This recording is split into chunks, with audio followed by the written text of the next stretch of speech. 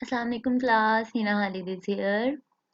जैसे कि हमारा फर्स्ट टॉपिक था लिस्ट, हमने पिछली 2 क्लासेस में उसको डिस्कस कर लिया है। आज लिस्ट का लास्ट लेक्चर होगा। जो चीज़ें रह गई हैं वो आज हम डिस्कस कर लेंगे। सबसे पहले देख लेते हैं डिक्लेरेशन को।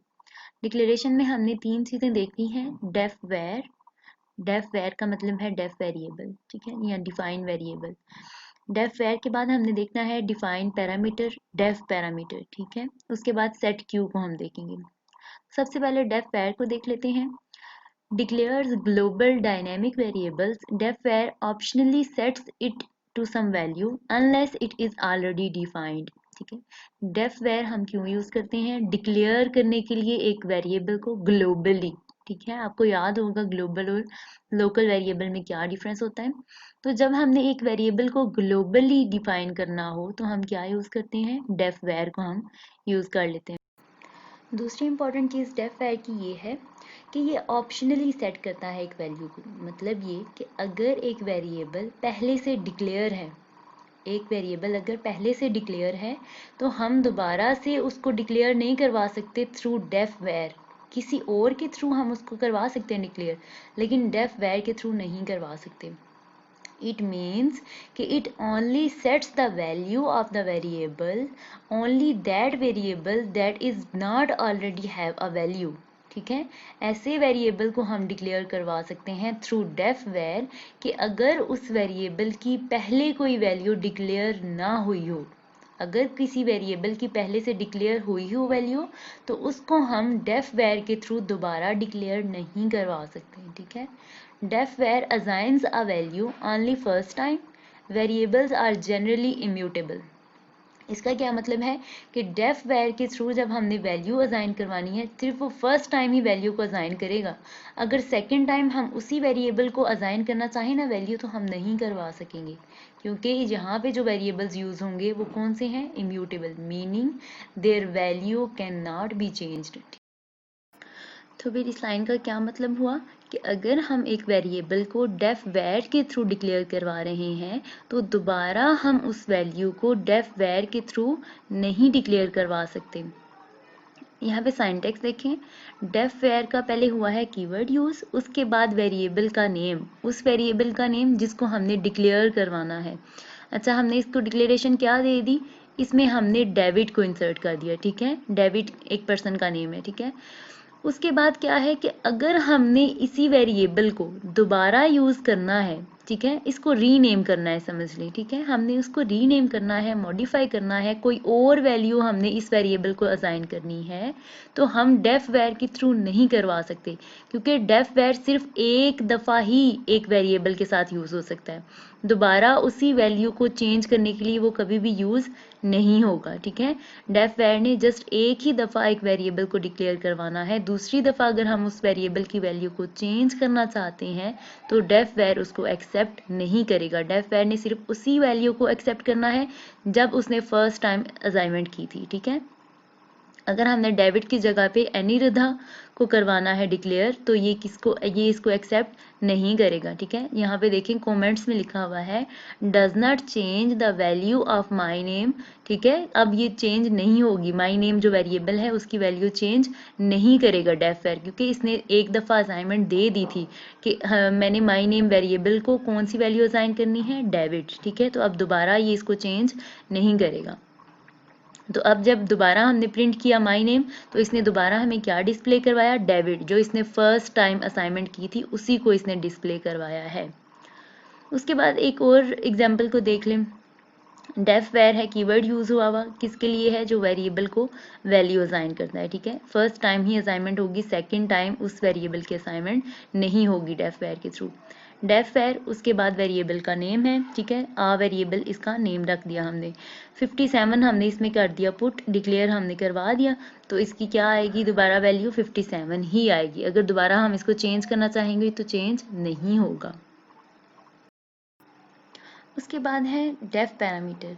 अब हमने एक वेरिएबल को डिक्लेयर तो करवाना है, लेकिन डेफ वेरिएबल के थ्रू नहीं करवाना, डेफ वैर के थ्रू नहीं करवाना, डेफ पैरामीटर के थ्रू करवाना है।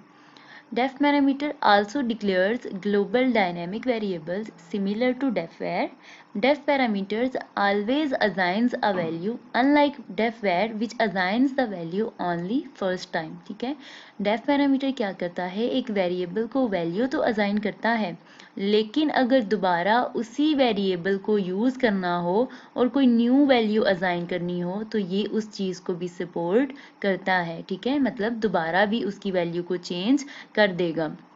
ये मतलब फर्स्ट टाइम ही जस्ट असाइनमेंट नहीं होगी, जितनी दफ़ा हम उस वेरिएबल को मॉडिफाई करना चाहेंगे, उसमें कोई न्यू वैल्यू इंसर्ट करवाना चाहेंगे तो वो उसको एक्सेप्ट कर लेगा. सिंटैक्स देखें इसका. Def parameter my name David. ठीक है, हमने क्या कीवर्ड यूज़ किया, डेफ पैरामीटर, उसके बाद वेरिएबल का नेम जिसको हमने डिक्लेयर करवाना है वो लिखा और उसके बाद डेविड उसमें इंसर्ट कर दिया हमने. जब हमने प्रिंट माई नेम करना है तो किस चीज़ को प्रिंट करेगा, ये डेविड को.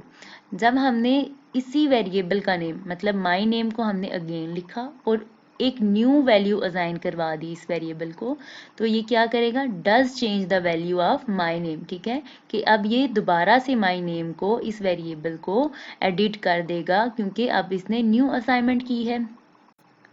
अच्छा, अब यहाँ पे आपने एक चीज़ ऑब्जर्व की होगी, डेफ वेयर. ठीक है, अब यहाँ पे हमने तो बात की थी कि डेफ वेयर में अगर एक वेरिएबल डिक्लेयर हो जाता है तो दोबारा वो एडिट नहीं होता.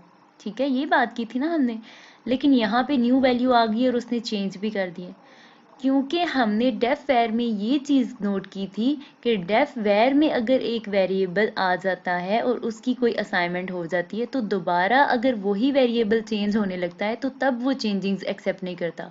अब देखें जो माई नेम है पहले ये किस चीज़ के साथ यूज़ हुआ हुआ है, डेफ पैरामीटर के साथ यूज़ हुआ हुआ है. अगर ये पहले डेफ वेयर के साथ यूज़ हुआ होता तो तब अब इसकी चेंजिंग्स नहीं हो सकती थी क्योंकि ये पहले डेफ पैरामीटर के साथ यूज़ हुआ है तो अब इसको हम डेफ वेयर के साथ चेंजिंग्स कर सकते थे. ठीक है, नेक्स्ट है म्यूटेट एग्जिस्टिंग वेरिएबल्स. ठीक है, म्यूटेट का मतलब होता है चेंज करना, कि एग्जिस्टिंग वेरिएबल्स जो हमने डिक्लेयर करवाए होंगे अगर हमने उनको चेंज करना है मींस उनकी वैल्यू हमने चेंज करना है तो हम किसको यूज़ करेंगे, सेट क्यू को यूज़ करेंगे. Set q's first argument is a symbol, this is not evaluated. कि सेट क्यू का जो फर्स्ट आर्गुमेंट होता है, ठीक है, वो क्या होगा, एक सिंबल होगा मींस एक वेरिएबल का नेम होगा. दिस इज नॉट इवेल्युएटेड, ये दिया गया नहीं होता, इसको हम खुद डिफाइन करते हैं. ठीक है, the second argument is assigned as the variable's value. ठीक है, जो सेकेंड आर्गुमेंट होता है वो क्या, किस तरह से हम उसको लेते हैं, as a variable's value. First argument जो होगा वो वेरिएबल का नेम होगा और सेकंड आर्गुमेंट उस वेरिएबल की वैल्यू होगी. ठीक है, सेट क्यू क्या करता है, असाइंस वैल्यूज टू वेरिएबल्स. अच्छा, इसके बाद है कि डेफ पैरामीटर में और सेट क्यू में फिर डिफरेंस क्या हुआ, कि सेट डिफाइंड पैरामीटर भी तो यही चीज़ कर रहा था ना, कि वेरिएबल्स को वैल्यू असाइन कर रहा था और हम लोग उसको चेंज भी कर रहे थे. कि मींस अगर हमने एक वेरिएबल को डिक्लेयर करवा दिया था डेफ पैरामीटर के थ्रू तो दोबारा अगर हमने उसी वेरिएबल को लेना था तो हम क्या कर रहे थे, उसमें चेंजिंग्स भी कर रहे थे. तो इसमें भी तो इस तरह से ही हो रहा है ना कि सेट क्यू में भी हम क्या कर रहे हैं, वेरिएबल को एक वैल्यू असाइन कर रहे हैं और दोबारा अगर हमने उसी वेरिएबल को चेंज करना है, म्यूटेट करना है तो हम वो भी कर रहे हैं. बस इन दोनों में डिफरेंस इतना है कि अगर हमने एक वेरिएबल को ग्लोबली डिक्लेयर करवाना है तो हम डेफ पैरामीटर को यूज़ कर लेंगे और अगर हमने एक वेरिएबल को लोकली कोई डिक्लेरेशन करवानी है तो हम सेट क्यू को यूज़ कर लेंगे. सबसे पहले है इसका सिंटैक्स देख लें, सेट क्यू माई नेम डेविड. सेट क्यू क्या है, कीवर्ड है, माई नेम क्या है, वेरिएबल का नेम है और डेविड क्या है, उस वेरिएबल को हमने वैल्यू असाइन की है सेट क्यू के थ्रू. ठीक है, उसके बाद है सेट क्यू अ वेरिएबल, ये क्या है, वेरिएबल का नेम है और उसके बाद इसको असाइनमेंट दी गई है. Set q form can actually take any even number of arguments. ठीक है, which should be alternating symbols and values. ये सेट क्यू क्या है, नंबर ऑफ पैरामीटर्स को ले सकता है, कि सिर्फ ये नहीं है कि अगर हमने सेट क्यू में आ वेरिएबल लिख के 57 को पुट कर दिया है तो बस ये इतनी सी असाइनमेंट कर सकता है. अब हम इसकी जगह पे कोई और भी वैल्यू लिख सकते हैं, मींस ए वेरिएबल लिखा है, इसके साथ हमने एक और वेरिएबल को भी डिक्लेयर करवाना है, 2-3 वेरिएबल्स को हमने डिक्लेयर करवाना है तो एक ही स्टेटमेंट में हम डिक्लेयर करवा सकते हैं. ठीक है, set q performs the assignments from left to right and returns the rightmost value. कि सेट क्यू क्या करता है, असाइनमेंट किस तरह से करता है, left to right, means left जो होगा वो वेरिएबल का नेम होगा और राइट साइड पे वो वैल्यू होगी जिसको हमने असाइन करना है उस वेरिएबल को। ठीक है, तो किस तरह से असाइनमेंट होगी, लेफ्ट टू राइट, और जो राइट वैल्यू होगी वही रिटर्न होगी ना, जाहिर है जो वैल्यू होती है वेरिएबल की वही रिटर्न होती है ना, तो ये चीज़ यहाँ पे बताई जा रही है। उसके बाद एग्जाम्पल को देख लें। सबसे पहले सेट क्यू का कीवर्ड यूज हुआ है, उसके बाद वेरिएबल का नेम क्या है, ईयर, और उसके बाद 2014 लिखा हुआ है। इसका मतलब है ये वैल्यू है कौन से वेरिएबल की, ईयर वेरिएबल की। अच्छा, 2014 को हमने डबल कोटेशन मार्क्स में नहीं लिखना क्योंकि ये स्ट्रिंग नहीं है। उसके बाद मंथ है, ये एक और वेरिएबल आ गया है हमारे पास। इस वेरिएबल को हमने कौन सी वैल्यू असाइन की है, सितंबर, इसको हमने डबल कोटेशन मार्क में लिख लिया। उसके बाद थर्ड हमने वेरिएबल लिया है और इसकी वैल्यू क्या है, 20। इस तरह हमने 3 वेरिएबल्स जो हैं उनको डिक्लेयर करवा दिया। तो सबसे पहले हमने स्टेटमेंट लिखी प्रिंट ईयर की, तो प्रिंट ईयर का आंसर क्या आएगा, क्या इसकी आउटपुट आएगी 2012, क्योंकि ईयर वेरिएबल में कौन सी वैल्यू स्टोर हुई हुई है 2014। उसके बाद सितंबर आएगा क्योंकि हमने प्रिंट मंथ करवाया है। उसके बाद प्रिंट डे करवाया है, तो उसका क्या आउटपुट आएगा 20। तो इस तरह से ये चीज़ें प्रिंट हो जाएंगी सेट क्यू के थ्रू। नेक्स्ट है def constant. Def var, def parameter और सेट क्यू को देखने के बाद हम देखते हैं कि डेफ कांस्टेंट को हम कहाँ पे यूज़ करेंगे। Constant are the variables that never change their values during program execution. कि कांस्टेंट कौन सी चीज़ें होती हैं, ऐसी चीज़ें जो प्रोग्राम की एग्जीक्यूशन के दरमियान में चेंज नहीं होती। कांस्टेंट वैल्यूज़ वही वैल्यूज़ होती हैं ना जो चेंज नहीं होती। ठीक है, constants are declared using the def constant construct. कि कांस्टेंट्स को हम किस तरह से डिक्लेयर करेंगे, डेफ कांस्टेंट कंस्ट्रक्ट से। ठीक है, तो कौन सा कीवर्ड यूज होगा, डेफ कांस्टेंट। उसके बाद ये जो नेम लिखा हुआ है पी आई, ठीक है, पाई लिखा हुआ है, ये क्या है, ये कांस्टेंट का नेम है। पहले कीवर्ड, फिर कांस्टेंट का नेम और फिर उस कांस्टेंट की वैल्यू जिसको हमने असाइन करना है उस कांस्टेंट को। जब हमने प्रिंट पी आई किया तो क्या आ गया हमारे पास, वो वैल्यू जो हमने पाई में स्टोर की थी, पी आई कॉन्स्टेंट में जो चीज़ हमने स्टोर की थी वो आ जाएगी हमारे पास प्रिंट फॉर्म में। उसके बाद है सेट क्यू पी आई 6.54। अब हमने यहाँ पे यूज़ कर लिया सेट क्यू। सेट क्यू को हम कब यूज़ करते हैं, जब हमने एक वेरिएबल को वैल्यू असाइन करनी होती है। अब ये रेड लाइन को समझिएगा ज़रा। Set Q P I pi is a constant may not be used as a variable. कि ये जो स्टेटमेंट हमने लिखी है सेट क्यू पी आई 6.54, ये एग्जीक्यूट नहीं होगी। क्यों एग्जीक्यूट नहीं होगी, क्योंकि हमने ऊपर डिक्लेयर करवा दिया है कि पाई एक कांस्टेंट है। इसके साथ हमने कौन सा कंस्ट्रक्ट यूज़ कर लिया है, डेफ कांस्टेंट का। तो इसका मतलब है हमने इस प्रोग्राम में डिक्लेयर करवा दिया कि पाई एक कांस्टेंट है, और एक चीज़ जब कांस्टेंट हो गई उसने तो चेंज होना ही नहीं है, तो हम किस तरह इसके साथ सेट क्यू को अप्लाई कर सकते हैं। सेट क्यू को हम तब अप्लाई करते हैं ना जब हमने किसी वेरिएबल को कोई वैल्यू असाइन करनी होती है। तो पी आई तो वेरिएबल है ही नहीं, ये तो है ही कांस्टेंट, तो हम इसके साथ सेट क्यू को यूज़ नहीं कर सकते। ठीक है, नेक्स्ट है कि हम लोग किन किन चीज़ों को यूज़ करते हैं आउटपुट के लिए। इसमें राइट स्ट्रिंग भी आ जाएगा, राइट लाइन भी आ जाएगा, जस्ट राइट भी आ जाएगा, और ये एंड पे लिखा हुआ है राइट, और स्टैरिक का सिंबल जो है ये इस चीज़ को प्रेजेंट कर रहा है कि राइट के साथ कोई और भी चीज़ आ सकती है। मतलब राइट करेक्टर, राइट चार भी आ सकता है, राइट बाइट भी आ सकता है। राइट चार हम क्यों यूज़ करेंगे, अगर हमने करेक्टर को राइट करना है, और राइट बाइट किसके लिए, अगर हमने एक बाइट को राइट करवाना है। सबसे पहले है राइट स्ट्रिंग। स्ट्रिंग आपको पता है क्या होता है, कम्बिनेशन ऑफ कैरेक्टर्स होता है। It writes the characters of the specified substring of the string to write in the output stream. Write string को हम क्यों यूज़ करते हैं, कि अगर हमने एक पूरी स्ट्रिंग को आउटपुट करवाना है। उसके बाद है write line. It works the same way as write string but outputs a new line afterwards. कि इसमें राइट लाइन में और राइट स्ट्रिंग में कितना सा डिफरेंस है, कि राइट लाइन जस्ट एक न्यू लाइन जनरेट कर देती है। ठीक है, अगर आपने दो लाइन्स में स्टेटमेंट्स को लिखा है ना राइट लाइन के थ्रू, तो वो क्या करेगा, उन दोनों को सेपरेट लाइन में प्रिंट करेगा। लेकिन राइट स्ट्रिंग क्या करता है, एक ही लाइन में आउटपुट डिस्प्ले करवाएगा। उसके बाद है ये है कि आप राइट को भी यूज़ कर सकते हैं, जस्ट सिंपल राइट को भी, राइट चार को भी यूज़ कर सकते हैं, राइट बाइट को भी यूज़ कर सकते हैं। उसके बाद एग्जाम्पल को देख लें। राइट स्ट्रिंग है, सबसे पहले है हेलो एक स्ट्रिंग दी हुई है, उसके बाद वर्ड एक स्ट्रिंग है। अब देखें राइट स्ट्रिंग ने क्या किया, उन दोनों को मिला दिया हेलो वर्ड को, मीन्स इसको न्यू लाइन पे नहीं भेजा वर्ड को। लेकिन राइट लाइन ने क्या किया, जब इसके पास सेम यही हमने प्रिंट करवाना था तो इसने वर्ड को नेक्स्ट लाइन पे प्रिंट करवा दिया। यही डिफरेंस है जस्ट राइट लाइन में और राइट स्ट्रिंग में। उसके बाद है advanced printing format, allows string interpolation.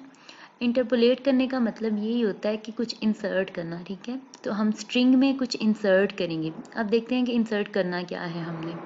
सबसे पहली स्टेटमेंट को देखें, सेट क्यू सिटी बेंगलोर।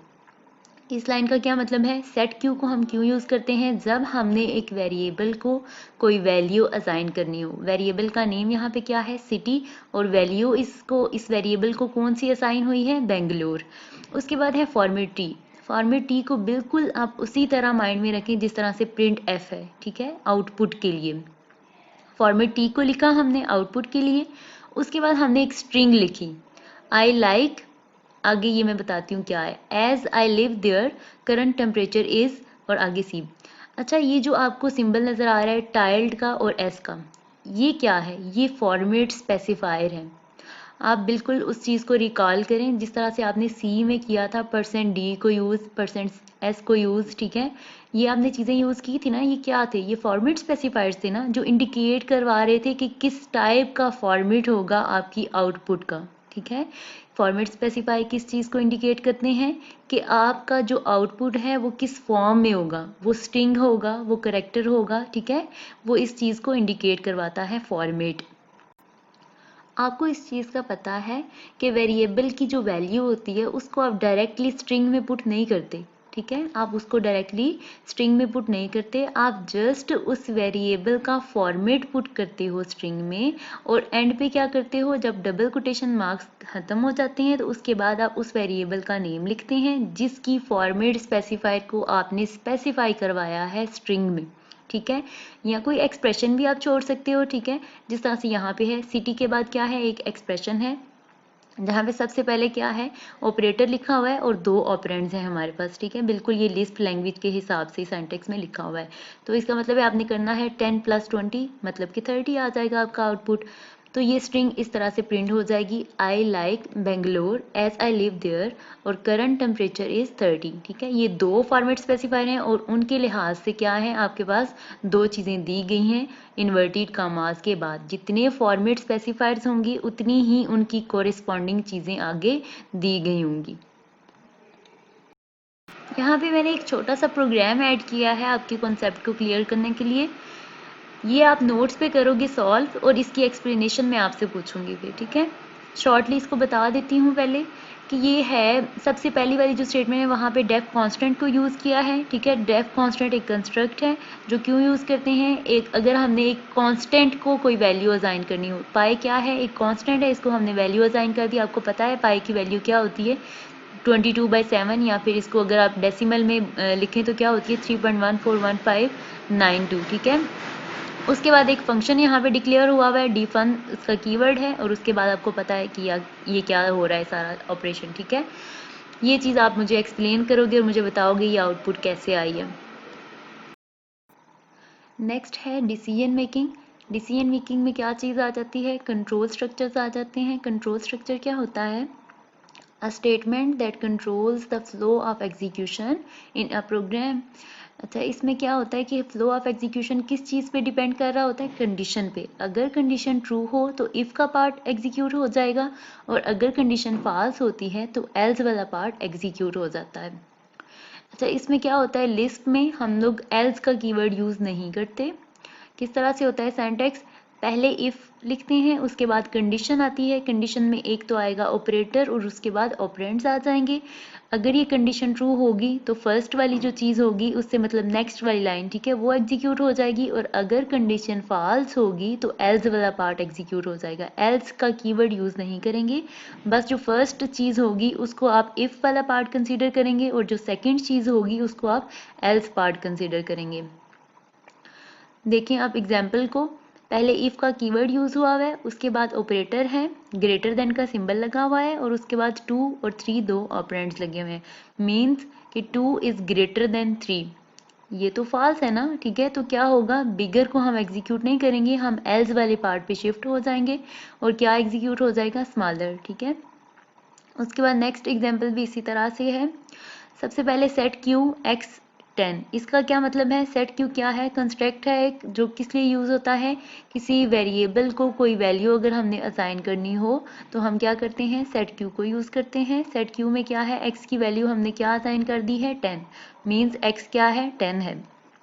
उसके बाद एक कंडीशन लगी हुई है, इफ का कीवर्ड यूज हुआ है और उसके बाद ऑपरेटर है और दो हमारे पास ऑपरेंड्स हैं। एक्स की वैल्यू है एक्स इज लेस देन 10, लेकिन हमने x को क्या असाइन की वैल्यू 10, तो x जो है वो 10 से लेस देन तो नहीं है ना, तो हम क्या करेंगे, एल्स वाले पार्ट पे मूव हो जाएंगे, जो है x is equal or greater than 10। आगे कमेंट लिखा हुआ है this is the else expression, ठीक है। ये एल्स एक्सप्रेशन ही है ना, क्योंकि सेकंड मैंने आपको बताया जो एक्सप्रेशन होगा वो कौन सा एक्सप्रेशन होगा, एल्स वाला पार्ट होगा। जो फर्स्ट होगा वो इफ वाला पार्ट होगा और सेकंड वाला एल्स वाला पार्ट हो जाएगा, तो ये आउटपुट आ जाएगी हमारे पास। नेक्स्ट हमने एंड और आर को देखना है, मतलब लॉजिक्स को, ठीक है। कंपैरिजन का सिनेरियो आ गया, डिफाइन x इज 10, ठीक है, और डिफाइन करना है y को 20, मीन्स x की वैल्यू क्या है 10 और y की वैल्यू क्या है 20। उसके बाद हमने लिखना स्टार्ट करना है प्रोग्राम। सबसे पहले इफ का कीवर्ड, क्योंकि एंड ऑपरेशन हमने परफॉर्म करना है तो हम एंड को यूज करेंगे। आपको पता है फुल्ली पैरेंथेसाइज्ड लैंग्वेज है लिस्प, लिस्ट प्रोसेसिंग लैंग्वेज ऐसी लैंग्वेज है जो फुल्ली पैरेंथेसाइज्ड लैंग्वेज है, इसलिए हमने इफ को भी पैरेंथेसिस में ही लिखा। उसके बाद नेक्स्ट ऑपरेशन स्टार्ट हो रहा है ना एंड से, तो हम क्या करेंगे, एंड को भी ब्रैकेट में ही लिखेंगे। और आपको पता है कि जो चीज़ ब्रैकेट में सबसे पहले होती है ये इसको एज अ प्रोसीजर लेता है, तो इसका मतलब है कि जो नेक्स्ट दो लाइन है उस पर कौन सा प्रोसीजर अप्लाई होगा, एंड प्रोसीजर, ठीक है। तो अब हम देखेंगे कि हमने करना क्या है, 10 और 20 पे एंड अप्लाई करना है, तो इसको हमने कंपेयर करना है। अगर ये दोनों स्टेटमेंट्स ट्रू हुई तो तब हम इफ़ वाला पार्ट जो है वो एग्जीक्यूट करवाएंगे। आपको पता है कि एंड ऑपरेशन में क्या करते हैं कि अगर आपकी, जैसे आप लोगों ने प्रेपोजिशंस में पढ़ा था पी और क्यू प्रेपोजिशन थी, तो अगर हम उस पर एंड ऑपरेशन परफॉर्म करते थे तो ये मस्ट होता था कि पी भी ट्रू हो और क्यू भी ट्रू हो। यहाँ पे भी बिल्कुल वही सिनेरियो है कि अगर एक्स वाली भी वैल्यू बिल्कुल ठीक लिखी होगी और वाई वाली भी ठीक होगी तो तब हम कंसीडर करेंगे कि ये जो कंपाउंड प्रेपोजिशन है ये ट्रू है। तो क्या आएगा हमारे पास, x की वैल्यू भी 10 है ना, तो y की भी 10 है, तो क्या कौन सा पार्ट एग्जीक्यूट होगा, इफ वाला। एल्स वाले को हम कर देंगे स्किप और इफ वाला जो पार्ट है वो एग्जीक्यूट हो जाएगा, means both conditions are true. ये आउटपुट हमारे पास आ। नेक्स्ट भी बिल्कुल इसी तरह है एग्जाम्पल, बस इसमें हमने 3 वेरिएबल्स को ले लिया है, एक्स वाई और जी को। इन तीनों को हमने डिक्लेयर करवा दिया है, इनकी वैल्यूज़ क्या हैं 10, 20 और 50। इस पे जब हमने एंड ऑपरेशन परफॉर्म करना है तो इसका मतलब ये है कि इन तीनों स्टेटमेंट्स को ट्रू होना पड़ेगा, तभी हम इफ़ वाले पार्ट को एग्जीक्यूट करवाएंगे और एल्स को जाके स्किप कर देंगे। तो इस तरह से इसकी आउटपुट आ जाएगी। नेक्स्ट देखें क्या है, आर ऑपरेशन को हमने परफॉर्म करना है। इसी तरह वेरिएबल्स को हम सबसे पहले डिक्लेयर करवा देंगे। इसकी वैल्यू है, जैसे हमारे पास दो वेरिएबल्स हैं x और y, और x को हमने क्या वैल्यू असाइन कर दी है 10 और y को 20 असाइन कर दी है। जब हमने इस पे और ऑपरेशन करना है तो इसका मतलब है कि या तो फर्स्ट वाली स्टेटमेंट ट्रू हो जाए या सेकंड वाली, दोनों भी ट्रू हो जाए तो ठीक है, लेकिन इन दोनों में से कोई एक भी ट्रू हो जाए तो क्या करेंगे, हम इफ़ वाला पार्ट ही एग्जीक्यूट करेंगे और एल्स वाले को स्किप कर देंगे। जैसे देखें कि हमारी जो एग्जांपल है इसमें x की वैल्यू तो ठीक है 10 है, लेकिन y की वैल्यू हमने डिक्लेयर जो करवाई थी, जो असाइन करवाई थी वो 20 थी, लेकिन यहाँ पे 10 लिखी हुई है। लेकिन फिर भी आउटपुट में क्या आ रहा है, one of the conditions is true, ठीक है, क्योंकि एक कंडीशन तो ट्रू है ना, x की वैल्यू तो ठीक लिखी हुई है, तो आर ऑपरेशन में इस तरह से ही होता है, ठीक है। उसके बाद नेक्स्ट प्रोग्राम भी बिल्कुल इसी तरह से आपने परफॉर्म करना है और इस तरह इसकी आउटपुट आ जाएगी। लिस्ट प्रोसेसिंग का लास्ट कॉन्सेप्ट है कॉन। कोड को आपने बिल्कुल उसी तरह से लेना है जिस तरह से स्विच का कॉन्सेप्ट आपने लिया था, ठीक है। स्विच को आप तब यूज़ करते थे जब आपके पास मल्टीपल चॉइसेस होती थी और उन मल्टीपल चॉइसेस में से जस्ट एक चॉइस को आपने पिक करना होता था, ठीक है। अगर आप लोगों ने नेस्टेड इफ एल्स को यूज़ करना होता था तो उसकी जगह पे आप स्विच को यूज़ कर लेते थे, ये ज़्यादा इफेक्टिव मेथड था, ठीक है। तो बिल्कुल आपने कोड को भी उसी तरह से समझना है। allows multiple conditions similar to switch case or select case, ठीक है। स्विच में क्या करते हैं आप, आपके पास मल्टीपल ऑप्शंस होते हैं और उनमें से सिर्फ आपने एक केस को सिलेक्ट करना होता है। आपको याद होंगे आप स्विच में केसेस बनाते थे, केस 1 2 3, ठीक है, इस तरह से आप केसेस बनाते थे और जिस चीज़ को आपने चूज़ करना होता था उस पे आप स्विच अप्लाई कर देते थे, ठीक है, उस वेरिएबल पे आप स्विच अप्लाई कर देते थे। सबसे पहले आपने डिफाइन कर देना है इस पूरे फंक्शन को। चेक एक्स, अच्छा हमने किस पे स्विच लगाया, या कि यहाँ पे हम कौन का वर्ड यूज़ करेंगे, हमने किस पे कौन लगा दिया, एक्स पे, ठीक है। तो इसका मतलब है हमने एक्स की वैल्यूज़ को सारे ऑप्शंस के साथ मैच करते जाना है। कौन का कीवर्ड यूज़ किया जिस तरह से स्विच का करते थे। अब हमने यहाँ पे 3 केसेस बना दिए। 3 केसेस हमने किस तरह से बना दिए कि x इज लेस देन 0, ठीक है, तो क्या प्रिंट होगा, x इज लेस देन 0। उसके बाद है x इज इक्वल टू 0, तो क्या प्रिंट होगा, x इज इक्वल टू 0। और उसके बाद x इज ग्रेटर देन 0, तो क्या प्रिंट होगा डबल स्ट्रिंग्स में, x इज ग्रेटर देन 0। अब देखें चेक 10, यहाँ पे क्या मतलब है कि जो 10 है वो आर्गुमेंट पास हुआ हुआ है, जो ऊपर हमने डिक्लेरेशन करवाई थी चेक x उसकी जगह पे ये पास हो जाएगा। मींस x की वैल्यू क्या है 10, तो अगर हम x की वैल्यू 10 लें तो क्या होगा, सारे केसेस के साथ हम इसको कंपेयर करते जाएंगे और लास्ट पे ये होगा इसके साथ मैच हो जाएगा, ठीक है, कि x is greater than 0। Greater ही है ना, 10 क्या होता है, ग्रेटर होता है ना। तो हम सारे जब इसको मैच करेंगे सारे केसेस के साथ तो क्या आ जाएगा, लास्ट में जब हम पहुंचेंगे तो उसके साथ ये चीज़ मैच कर जाएगी कि 10 वैल्यू हमने ली ना x की, तो x इज ग्रेटर देन 0। उसके बाद इसी तरह हम 0 पुट करके देखेंगे कि मीन्स x की वैल्यू अगर 0 हो तो फिर हम उस 0 को तीनों स्टेटमेंट्स के साथ कंपेयर करेंगे, मैच करेंगे और जिसके साथ मैच हो जाएगा उसकी कॉरेस्पॉन्डिंग जो वैल्यू होगी, जो स्ट्रिंग होगी, उसको हम आउटपुट कर देंगे। ये बिल्कुल उसी तरह है जिस तरह आप स्विच को अप्लाई करते थे। यहाँ पे होता है लिस्ट कंप्लीट, लिस्ट प्रोसेसिंग यहाँ पे कंप्लीट हो गया। नेक्स्ट लेक्चर से इंशाल्लाह हम डिस्कस करेंगे आर्टिफिशियल इंटेलिजेंस के क्लासिकल सिस्टम को।